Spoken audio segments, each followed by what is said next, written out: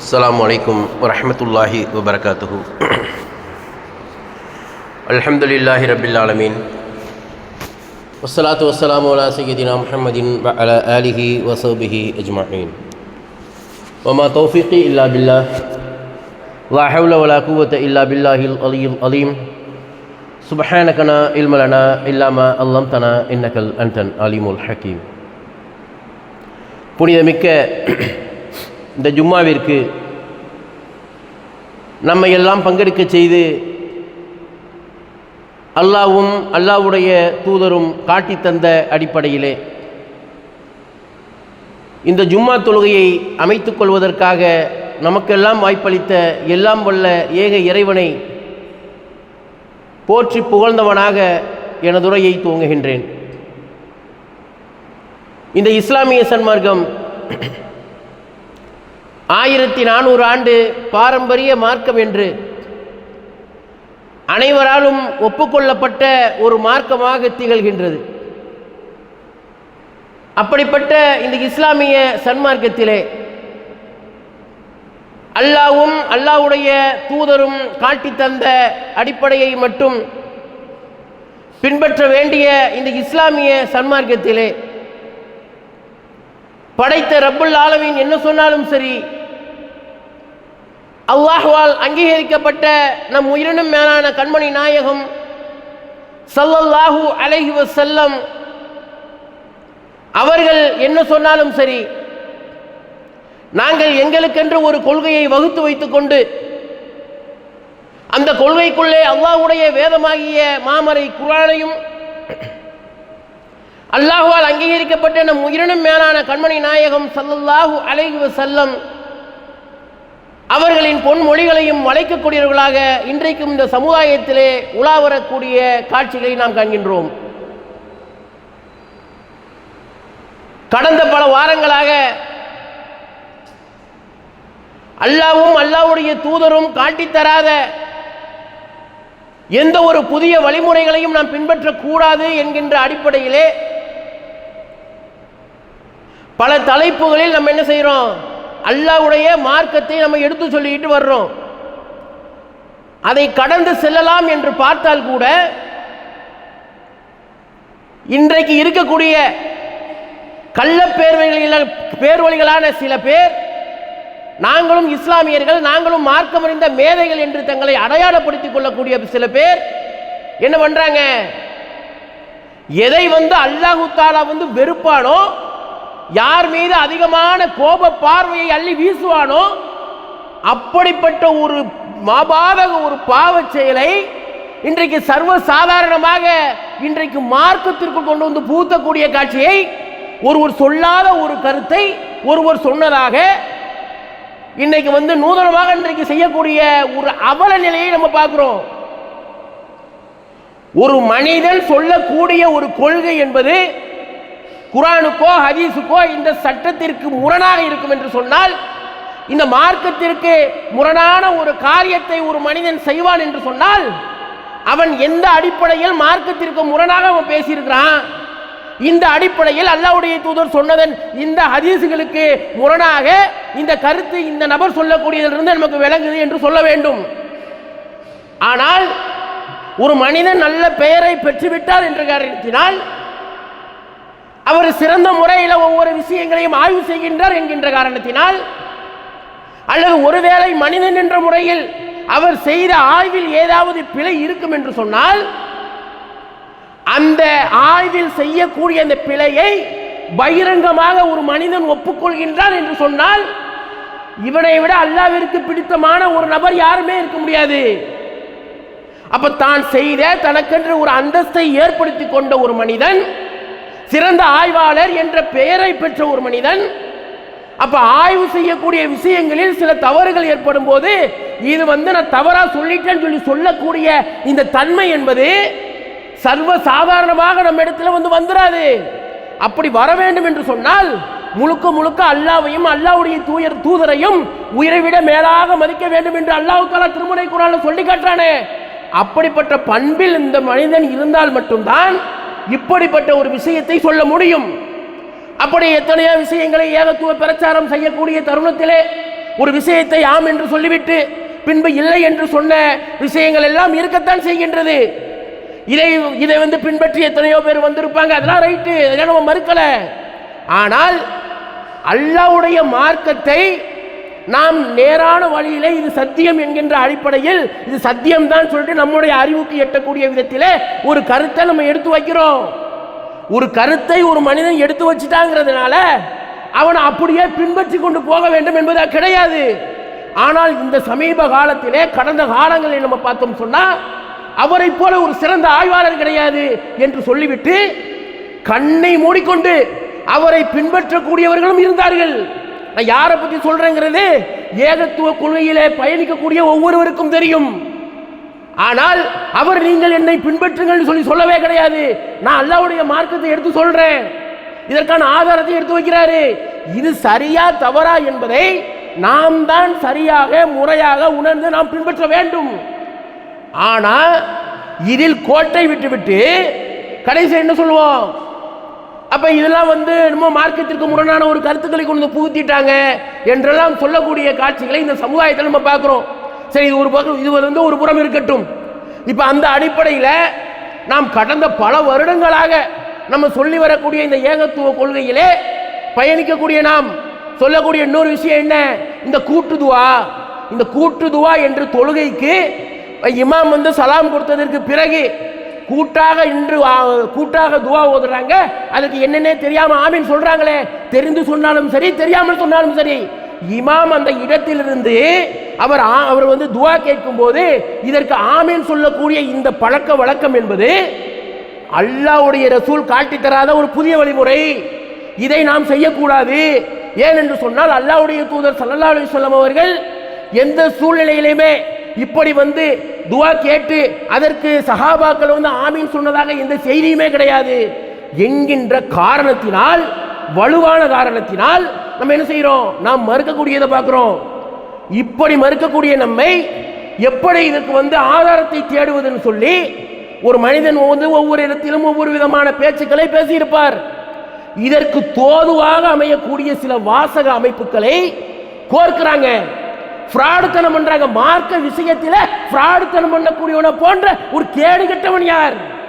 அப்ப அல்லாஹ்வுடைய மார்க்கத்தை சொல்லுகின்றோம் என்கின்ற அச்சம் இருந்திருந்தால், அப்ப அல்லாஹ்வுடைய மார்க்கம் இதற்கு நாம் பதில் சொல்லியாக வேண்டும். மறுமை நாளிலே பொறுப்புகளை பற்றி அல்லாஹ் நம்மிடம் தனித்தனியாக வைத்து விசாரிப்பானே, சூரியன் நம் தலைக்கு அருகாமையில் இருக்கக்கூடிய அந்த நாளிலே வைத்து நம்மை விசாரிப்பானே என்கின்ற இறை அச்சம் இருக்கக்கூடிய ஒரு மனிதன் இந்த காரியத்தை ஒருபோதும் செய்ய மாட்டான். ஒருத்தர் சொல்லாத, ஒருத்தரிடம் இல்லாத ஒரு கருத்தை இவர் இப்படித்தான் சொன்னார் என்று இந்த தமிழக முஸ்லிம்கள் மத்தியிலே இன்றைக்கு வீசி இருக்கிறாங்கன்னு சொன்னா இந்த நச்சு கருத்தை, இது எவ்வளவு பெரிய விஷயம், இது சர்வ சாதாரணமாக நாம் எடுத்துக்கொள்ளக்கூடிய ஒரு விஷயமா? அப்ப நம்ம நன்றாக நம்ம பார்க்கிறோம், கூட்டுதுவா என்பது மார்க்கத்தில் உண்டு என்று சொன்னால் அல்லாஹ்வுடைய தூதர் ஸல்லல்லாஹு அலைஹி வஸல்லம் அவர்கள், எந்த அல்லாஹ்வுடைய தூதர் நாம் உயிரை விட மேலாக மதிக்க வேண்டும் என்று அல்லாஹ் தஆலா திருமறை குர்ஆனிலே சொல்லி காட்டினானே, அந்த அல்லாஹ்வுடைய தூதர் ஸல்லல்லாஹு அலைஹி வஸல்லம் அவங்க சொல்லி இருக்கிறாங்க, அவங்க செஞ்சு காட்டியிருக்கிறாங்க, அல்லது சஹாபாக்கள் செய்ததை அங்கீகாரம் செய்தார்கள் என்கின்ற கருத்தை கொண்டு வச்சு அதை நிலைநாட்டுவதற்கு கடமைப்பட்ட மார்க்கம் அறிந்த மேதைகள் என்று தங்களை அறிமுகப்படுத்திக் கொள்ளக்கூடியவர்கள் இன்னைக்கு என்ன பண்றாங்க, மார்க்கத்தில் ஆதாரம் இல்லைன்னு சொல்லி தேடி மகா மகா மகா மகா வழிகட்ட கொள்கைக்குள்ள போகக்கூடிய காட்சியை பார்க்கிறோம். இப்படிப்பட்ட நிலைக்கு போவதற்காகத்தான் அல்லாஹ்வுடைய தூதர் ஸல்லல்லாஹு அலைஹி வஸல்லம் அவர்கள் உழைத்தார்களா? அப்ப நாடு கடத்தப்பட்டார்களா? ஒரு இடத்துல இருந்து இன்னொரு நாட்டுக்கு போனாங்களே, அப்ப மற்றொரு பகுதியை தேடி போனாங்களே, அப்ப போகக்கூடிய அளவிற்கு ஹிஜ்ரத் செய்யக்கூடிய அளவிற்கு அவர்கள் போனாங்கன்னு சொல்லி சொன்னா இதெல்லாம் எதற்காக? அப்ப தனக்காக என்று இருப்பதாக இருந்தால் அப்படியே யூசோவா மார்க்கத்தை சொல்லிக்கிட்டு இருந்திருக்கலாம். ஆனால் சத்திய கொள்கையிலே அடிபெறல கூடாது என்பதை நிலைநிறுத்துவதற்காகத்தான் அல்லாஹ்வுடைய தூதர் ஸல்லல்லாஹு அலைஹி வஸல்லம் என்ன செய்றாங்க, ஹிஜ்ரத் செய்றாங்க. அப்ப தன்னுடைய உயிருக்கே ஆபத்து ஏற்படக்கூடிய நிலை ஏற்படுது. அப்ப இதையெல்லாம் நாம் சிந்தித்து பார்க்க வேண்டுமா இல்லையா? அல்லாஹ்வுடைய ரசூல் அவ்வளவு கஷ்டப்பட்டு இந்த மார்க்கத்தை, சஹாபாக்களும் அவ்வளவு கஷ்டப்பட்டு இந்த மார்க்கத்தை நமக்கு தந்திருக்கிறாங்க. இன்னைக்கு மார்க்கத்துக்குள்ள குளறுபடி செய்வதற்கு இன்றைக்கு துணிந்திருக்கக்கூடிய சில போலி உலமாக்களை நம்ம பார்க்கிறோம். கேவலமாக இருக்கிறது இப்படிப்பட்டவர்களை நாம் பார்க்கும்போது. அல்லாஹ்வுடைய மார்க்கத்தை தானே நாம் பின்பற்ற வேண்டும். வஹாபி என்று யாரை நாம் அடையாளப்படுத்தி சொல்கின்றார்களோ அவர்களும் அல்லாஹ்வுடைய மார்க்கத்தை தானே பின்பற்றினேன் என்று சொல்றாரு. அப்ப பின்பற்றுகின்றேன் என்று சொல்லக்கூடிய யாரை வஹாபி வழிகேடன் என்று நாம் அடையாளப்படுத்துகின்றோமோ அவர்கிட்ட இருக்கக்கூடிய அந்த நேர்மை, அந்த கொள்கையை பின்பற்றக்கூடிய மனிதர்களிடத்தில் இருக்கக்கூடிய நேர்மை, இன்றைக்கு நாங்கள் ஏகத்துவத்தை சொல்றோம், நாங்கள் சத்தியத்தை சொல்றோம், நாங்கள் அல்லாஹ்வும் ரசூலும் சொல்லி காட்டின அந்த சுன்னத்தை நாங்கள் ஃபாலோ பண்றோம் என்று சொல்லக்கூடியவர்கள் எத்தனையோ புதிய புதிய விதத்தான விஷயங்களை செய்யக்கூடியவர்கள் யாருக்காக செய்யறதா சொல்றாங்க? இது அல்லாஹ்வுடைய ரசூல் செஞ்சாங்க, ஒரு பலவீனமான செய்தி எடுக்க வேண்டியது, அல்லது தன்னுடைய முன்னோர்கள் செய்ததாக ஏதாவது ஒரு கப்சா எழுதி வச்சிருப்பாங்க அதை எடுக்க வேண்டியது. இப்படி எடுத்துக்கொண்டு அந்த கருத்துக்களை மையமாக வைத்து இது உண்மையாகத்தான் இருக்கும், நம்முடைய முன்னோர்கள் பொய் சொல்லி இருக்க மாட்டாங்க, நம்முடைய முன்னோர்கள் வழிதவறி இருக்க மாட்டாங்கிற ஒரு அசட்டு நம்பிக்கையிலே நடைபெறக்கூடிய காட்சியை பார்க்கிறோம். அப்ப இப்படி இவர்கள் முன்னோர்கள் இருந்தார்கள் என்று சொன்னால் இதை அல்லாஹ் தஆலா எப்படி சொல்லி காட்டுறான்? உங்களுடைய முன்னோர்கள் எதையும் அறியாமலும் எதையும் தெரியாமல் இருந்தாலும் நீங்கள் அவர்களை பின்பற்றுவீர்களா என்று அல்லாஹ் கேட்கிறானா இல்லையா? அப்ப அல்லாஹ் தஆலா திருமறை குர்ஆன்ல சொல்லி காட்டுறான், நேரான வழி இன்னதென்று உங்களுக்கு தெளிவான பின்னர் நீங்கள் அந்த வழியை விட்டுவிட்டு வேறு ஒரு வழியை நீங்கள் பின்பற்றாதீர்கள். அப்படி நீங்கள் வேறு ஒரு வழியை நீங்கள் பின்பற்றினீர்கள் என்று சொன்னால் அவர்கள் திரும்பிய வழியிலேயே திருப்பி விடுவோம், பின்னர் நரகில் புகுத்தி விடுவோம் என்று சொல்கின்றானே. இந்த போதனை, இந்த அறிவிப்பு, இதெல்லாம் அல்லாஹ் தஆலா எதற்காக செய்ய வேண்டும்? அப்ப இந்த கட்டளையை எதற்காக இட வேண்டும்? மனிதன் நல்லவனாக வாழ வேண்டும், நல்ல கருத்துக்களை நாம் பின்பற்ற வேண்டும், நல்ல கருத்துக்களை பிறருக்கு நாம் எடுத்துச் சொல்ல வேண்டும். அல்லாஹ்வுடைய மார்க்கம் எதுவோ அந்த மார்க்கத்தை மையமாக வைத்துதான் நாம் மறுமை வெற்றி அடைய முடியும் என்கின்ற அடிப்படை தானே இது அல்லாஹ் தஆலாவும் அல்லாஹ்வுடைய தூதரும் ஒரு மனிதன் எப்படி வாழ வேண்டும் என்றெல்லாம் சொல்வதற்கான மிக முக்கிய காரணம் என்பதை எல்லாம் விளங்காதவர்களாக கிளிப்பை அப்படியே அங்கே கொஞ்சம் இங்கே கொஞ்சம் கட் பண்ணி செட் பண்ணக்கூடிய விஷயங்களை எல்லாம் செய்யக்கூடிய காட்சியை பார்க்குறோம். அவங்க தான் சொல்லுவாங்க, வஹாபிகள் எப்பவுமே இப்படித்தான், குர்ஆன் என்பார்கள், ஹதீஸ் என்பார்கள், அப்படி அங்கிருந்து இங்கே கொஞ்சம் கட் பண்ணுவாங்க, இங்கிருந்து உள்ளதை இதை கொஞ்சம் எடுத்து ரெண்டையும் செட் பண்ணி ஹதீஸையே ஒட்டி விடுவார்கள் என்று சொன்னவர்கள் இன்னைக்கு அவங்களே இன்றைக்கு இவ்வளவு பெரிய கேடுகட்ட விஷயத்தை செஞ்சு கூட்டுதுவா இருக்குதுன்னா மார்க்கத்தில் ஆதாரம் இருந்தா காட்டுங்க, செய்யறோம் சொல்லி பல வருடங்களாக சொல்லிக்கிட்டு இருக்கிறோமே, ஒரு ஆதாரம் கிடைக்காத பரிதாப நிலை அவங்களை எங்க கொண்டு போய் சேர்க்குது? செய்யாத ஒரு விஷயத்தை செய்ததாக கூட்டுதுவா இருக்கு இன்றைக்கு தமிழக முஸ்லிம்கள் இன்றைக்கு பரவலாக பேசக்கூடிய காட்சியை பார்க்கிறோம். ஆகா, அந்த இரண்டு எழுத்திற்கு சொந்தக்காரரான அவர் சொல்லிட்டாரு, அவரே சொல்லிட்டார், உங்களுடைய தலைவன் சொல்லிவிட்டார், உங்களுடைய தலைவன் சொல்லிவிட்டான் என்றெல்லாம் சொல்லி அவர் இவ்வளவு நாள் இல்லைன்னு சொன்னாரு, இன்னைக்கு இருக்குன்னு சொல்லிட்டாரே, இவர்களையா நீங்கள் பின்பற்றி சென்றீர்கள் என்று சொல்லக்கூடிய ஒரு காட்சியை நம்ம பார்க்கிறோம். மிகவும் மிகவும் நமக்கு வேதனைக்குரிய ஒரு விஷயமாக இருக்கிறது. அல்லாஹ்வுடைய மார்க்கம் என்று சொன்னால் குர்ஆன்ல இருக்க, ஹதீஸ்ல இருக்க, எடுத்து போட்டு காட்ட வேண்டியதான், செய்ய தயாருங்கிறோம். கூட்டுதுவாவை ஓத வேண்டுமா? ஓத தயார். நம்ம ஓத மாட்டோம் சொன்னோமா?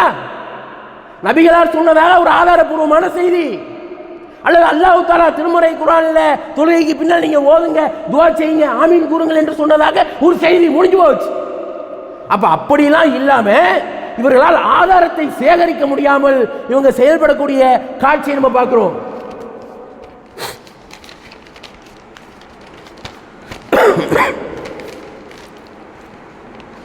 என்னை பற்றி எனது அடியார்கள் உம்மிடம் கேட்டால் நான் அருகில் இருக்கிறேன், பிரார்த்திப்பவன் என்னை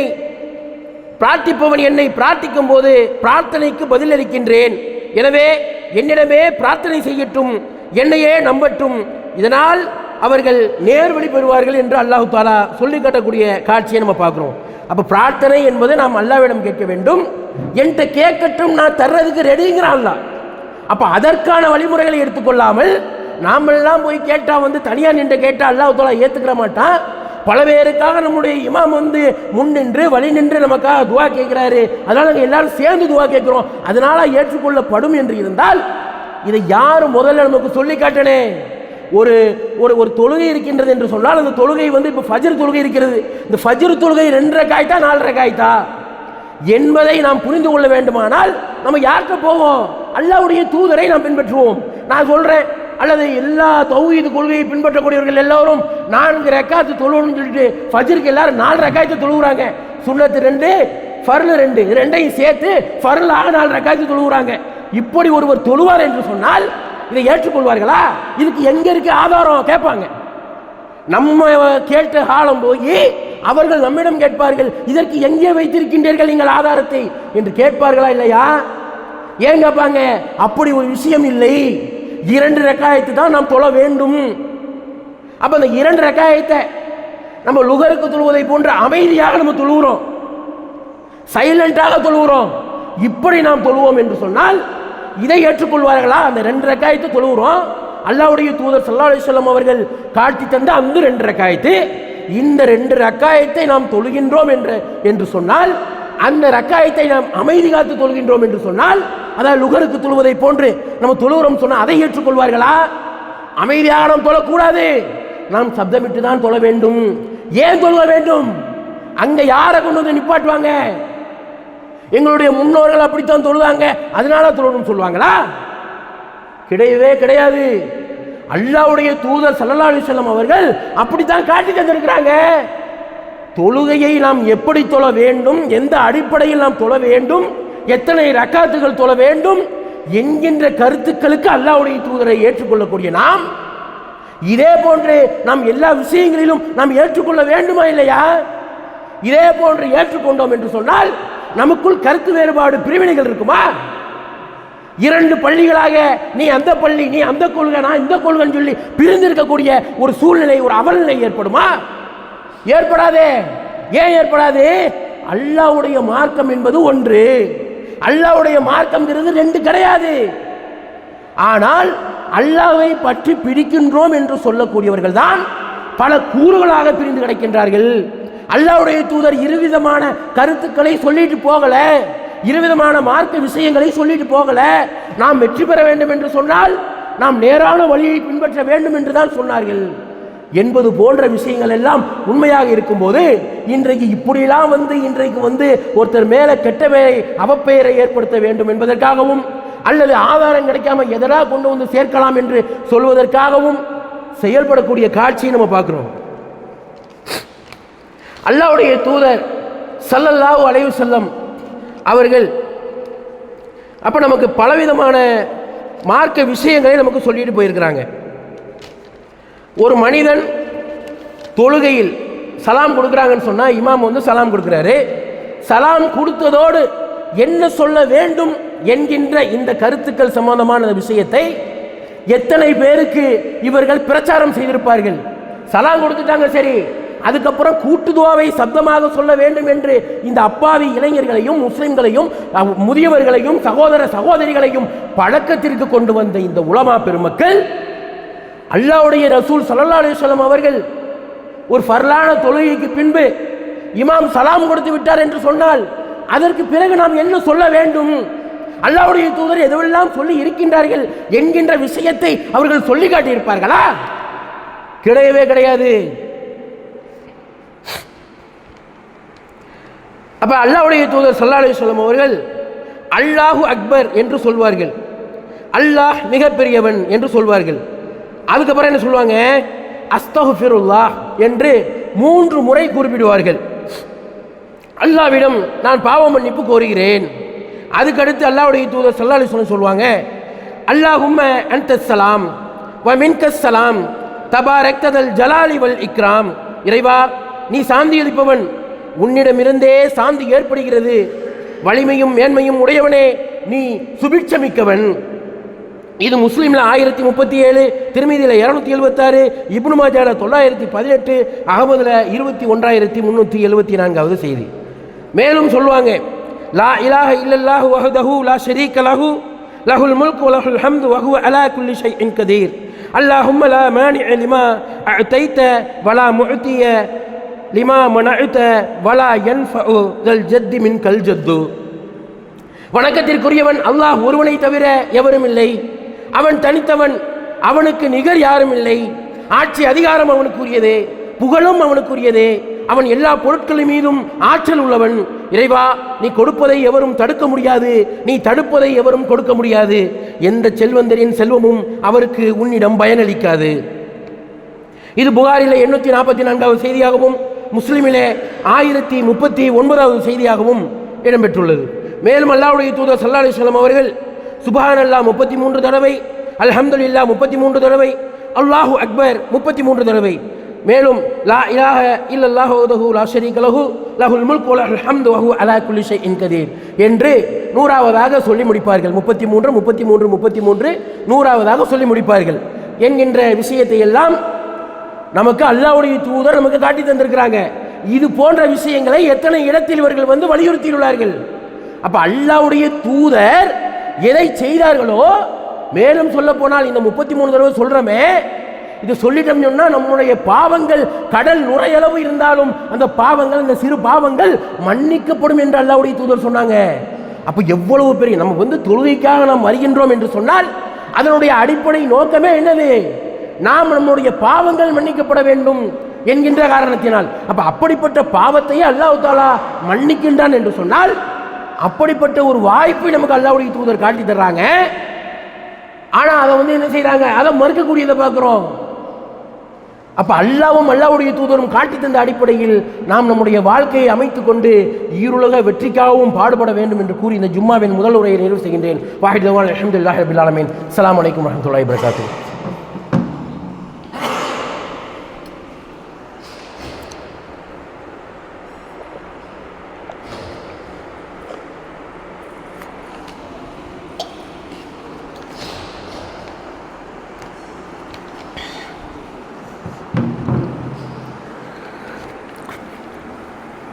அஸ்ஸலாமு அலைக்கும் ரஹ்மத்துல்லாஹி வபரகாத்துஹு. அன்பார்ந்த சகோதரர்களே, கடந்த முதல் உரையிலே நபிகள் நாயகம் ஸல்லல்லாஹு அலைஹி வஸல்லம் அவர்கள் காட்டி தந்த அடிப்படையில் தான் நம்முடைய மார்க்கத்தை நாம் அமைத்துக் கொள்ள வேண்டும், நம்முடைய பிரார்த்தனையை நாம் அமைத்துக் கொள்ள வேண்டும். அல்லாஹ்வுடைய தூதர் சொல்லாத ஒரு விஷயத்தை சொன்னதாக சொன்னால் அதற்கான தங்குமிடம் நரகம்தான் என்பதை பற்றி நாம் சுருக்கமாக பார்த்தோம். இப்போது இந்த உலமா பெருமக்கள் மத்தியிலே குறிப்பிடக்கூடிய மற்றொரு கருத்து என்னவென்று சொன்னால், நாங்கள் வந்து அல்லாஹ்விடம் தொழுகைக்கு சலாம் கொடுக்கப்பட்டதோடு கூட்டுதுவாவிலும் கலந்து கொள்கின்றார்கள். கூட்டுதுவா மார்க்கத்தில் இல்லாத விஷயமாக இருந்தாலும் கூட்டுதுவாவில் கலந்து கொண்டதோடு முடித்து விடாமல் அதுக்கப்புறம் என்ன செய்கிறாங்க? இவர்கள் தனியாக வல்ல ரஹ்மானிடம் மன்னிப்பு கேட்கக்கூடியவர்களாக, தங்களுடைய தேவையை கேட்கக்கூடியவர்களாக இருக்கக்கூடிய காட்சியை நம்ம பார்க்குறோம். இப்போ இவர்கள் வந்து எடுத்து வைக்கக்கூடிய ஒரு வாதமும் இதுதான். இந்த வாதம் வந்து தவறான வாதமா என்று கேட்டால், கூட்டுதுவா என்கின்ற வாதம் மட்டும்தான் தவறான வாதமே தவிர அதற்கு பின்னால் இவங்க கேட்கிறாங்கல்ல, வல்ல ரஹ்மான்கிட்ட கேட்கறதே கிடையாது. இன்னைக்கு தௌஹீத்வாதின்னு சொல்லி அடையாளப்படுத்தக்கூடியவன் என்ன செய்யறான்? அஸ்ஸலாமு அலைக்கும் ரஹ்மத்துல்லாஹ்னு சொல்லிட்டா முடிஞ்சு போச்சு.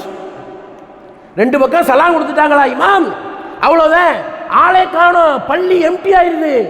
வல்ல ரஹ்மான்கிட்ட இருந்த இடத்திலிருந்து துவா கேட்க வேண்டும் என்கின்ற அந்த ஒரு விஷயத்தை பின்பற்றாத இவர்கள் எல்லாம் இப்படித்தான் நீங்கள் வந்து இவர்களை வழி எடுக்கின்றீர்கள் என்று சொல்லக்கூடிய காட்சியை பார்க்கிறோம். அவர்கள் கேட்பதில் முழுக்க முழுக்க நியாயம் இருக்கின்றது. இந்த உலமாக்கள் என்று சொல்லக்கூடியவர்கள் அவர்கள் இவ்வளவு மார்க்கத்தில் இல்லாத ஒரு விஷயமாக இருந்தாலும் அதற்கு அவர்கள் எடுத்துக்கொள்ளக்கூடிய நேரம் என்பதை நாம் இங்கே சிந்தித்து பார்க்க வேண்டும். அப்ப நாம் அல்லாஹ்வுடைய மார்க்கத்தை பின்பற்றுகின்றோம், அல்லாஹ் ரசூல் சொன்னா செய்வோம், அல்லாஹ் ரசூல் மறுத்தா செய்ய மாட்டோம் என்று சொல்லக்கூடிய நாம் அல்லாஹ்விற்காக வல்ல ரஹ்மானிடம் நம்முடைய தேவையை எந்த அளவிற்கு நாம் மனமுருகி கேட்டிருக்கின்றோம். அப்ப வல்ல ரஹ்மான்கிட்ட வந்து நாம் மனமுருகி கேட்காமலே நம்ம என்ன செய்யறோம்? நம்ம உடனேயே இவர்கள் வஹாபிகள் இவர்கள் இந்த உலமா பெருமக்கள் எல்லாரும் என்ன செய்யறாங்க? இவங்க வந்து குர்ஆன் ஹதீஸை வளைக்கக்கூடியவர்கள் சொல்லிட்டு பிரச்சாரம் பண்ணக்கூடியது மட்டும் செஞ்சிடறோம். ஆனால் வல்ல ரஹ்மான்கிட்ட நாம் நம்முடைய பிரார்த்தனைகளை வலுவாக வைக்க வேண்டும், அவனிடத்தில் மனமுருகி வைக்க வேண்டும். அந்த பிரார்த்தனையில் யா அல்லாஹ் நீதான் எனக்கு தர வேண்டும் என்று வலியுறுத்தி கேட்க வேண்டும் என்று வல்ல ரஹ்மானிடம் நாம் வலியுறுத்தி கேட்க வேண்டும் என்று அல்லாஹ்வுடைய தூதர் நம் உயிரை விட மேலாக மதிக்கக்கூடிய நபி ஸல்லல்லாஹு அலைஹி வஸல்லம் அவர்கள் காட்டி தந்தார்களே, அதை இன்னைக்கு பின்பற்ற மாட்டேங்கிறாங்களே என்ற ஒரு கேள்வியையும் இன்றைக்கு அஹ்லு சுன்னா என்று சொல்லக்கூடிய சகோதரர்கள் எடுத்து வைக்கக்கூடிய காட்சியை பார்க்கணும். அது வந்து ஏற்றுக்கொள்ளப்பட வேண்டிய ஒவ்வொரு தௌஹீத்வாதி என்று தன்னை அடையாளப்படுத்திக் கொள்ளக்கூடியவர் தன்னுடைய வாழ்வியலிலே நடைமுறைப்படுத்தப்பட வேண்டிய ஒரு விஷயம். ஆனால் அதை பின்பற்றுகின்றார்களா என்று கேட்டால் இல்ல, சலாம் கொடுத்ததோட பள்ளியே காலி. அப்ப இதுவெல்லாம் எவ்வளவு பெரிய மாபாதக செயல். அல்லாஹ்வுடைய ரசூல் ஸல்லல்லாஹு அலைஹி வஸல்லம் அவர்கள் தொழுகைக்கு பின்னால் அவர்கள் தனக்காக பிரார்த்தனை செய்யவே இல்லையா? குர்ஆன் ஹதீஸ் என்று சொல்லக்கூடியவர்கள் அப்ப நபி ஸல்லல்லாஹு அலைஹி வஸல்லம் வந்து சலாம் கொடுத்ததோட எந்திரிச்சு போயிட்டாங்களா? இல்லையே, பிரார்த்தனை செய்திருக்கிறாங்களே. ஆமீன் சொல்லலாமா? அவர்கள் கேட்கக்கூடிய பிரார்த்தனை சப்தமிட்டு கேட்கல, ரகசியமாக கேட்டாங்க, பணிவாக கேட்டாங்க என்றுதான் நாம் மார்க்கத்தின் அடிப்படையினுடைய சட்ட திட்டங்களை வச்சு பார்க்கும்போது நமக்கு கிடைக்குது. அப்ப நாம் நன்றாக சிந்தித்து பார்க்க வேண்டும். அல்லாஹ்வும் அல்லாஹ்வுடைய தூதரும் காட்டி தந்த அடிப்படை தான் சத்தியம். அந்த சத்தியத்தை பின்பற்றக்கூடியவர்களாக இருப்பதாக இருந்தால் முதலில் தௌஹீத்வாதி என்று சொல்லக்கூடியவர்கள் என்ன செய்யணும்? அவர்கள் முதலில் நடைமுறைப்படுத்த வேண்டும். அப்புறம் சொல்ல நீ கூட்டுதுவா கூடுமா கூடாதாண்டு. முதல்ல வல்ல ரஹ்மான் பிரார்த்தனை செய்யக்கூடியவர்களாக இன்றைக்கு பெரும்பாலானவர்கள் இல்லை என்பதுதான் நிதர்சனமான உண்மை என்று கூறி இந்த ஜும்மாவின் 2வது உரையை நிறைவு செய்கின்றேன். வாஹித் தவான் அல்ஹம்துலில்லாஹி ரப்பில் ஆலமீன். அஸ்ஸலாமு அலைக்கும் வரஹ்மத்துல்லாஹி.